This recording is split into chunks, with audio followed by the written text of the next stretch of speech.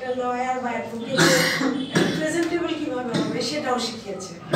এখন আমরা যদি কোর্টে যাই সিনিয়রদের সাথে, আমি নবীন আইনজীবী যদিও যে এরকম আমি নতুন হয়েছি, একটা কিছু শিখতে হলে আমাদের কি করতে হয়, সিনিয়রের পিছনে পিছনে দৌড়াতে হয়।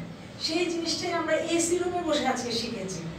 স্যার একদম রান্না বান্না করে আমাদের সামনে রেডি করে আমাদের প্রেজেন্ট করেছে, এর জন্য স্যারকে থ্যাংক ইউ। আরেকটা জিনিসে স্যার আরেকটা জিনিস বললো যে শুধু এখানে যে লর কি আছে না আছে সেখানে হচ্ছে বেশি, স্যার আমাদের এটা শিখিয়েছে বা আমাকে বলছে বা সবাইকে বলছে আপনারা শেখান। অনেকে দেখা যায় নিজের জিনিস লুকিয়ে রাখে যে আমার জিনিস আমি শেখাবো, আমি এটা লাভ পাবো, কিন্তু স্যার টোটাল সিভিল লর সম্পর্কে চিন্তা করেছে বা আমাদের ল জগতে কিভাবে এটা বাড়ানো যায়। আমাকে নিজেও বললো যে আপনারা মাঝে মাঝে আপনি পারলে আপনার স্টুডেন্টদেরও পড়ান। এটা যে কত বড় একটা কথা, একটা এখনকার দিনের অ্যাডভোকেটের যে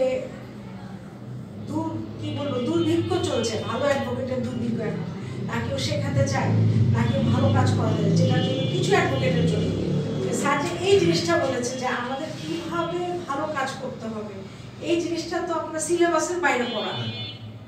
তো এটার জন্য স্যারকে অনেক ধন্যবাদ। আর আমাদের এক্সট্রা জিনিস হচ্ছে যে আরো ভাইরা বললো যেটা আমাদের যে লাইফ লং আমরা এখানকার মেম্বার হলাম, এটা আমাদের বাড়তি পাওনা। আরেকটা জিনিস আমরা এখানে এসে কোনো লস করি নাই, আর সবাই বলছে এটা শিখবো এটা শিখবো। আমি এখানে আসার আগে সিলেবাসে জানতাম না আমার কি শেখা দরকার, আমি কি শেখা দরকার আমি বুঝতাম না, কিন্তু স্যারের এখানে এসে আমি পুরো এখন বুঝি যে আমার এটা শেখা দরকার ছিল, ভবিষ্যতে আরো কি শেখা উচিত।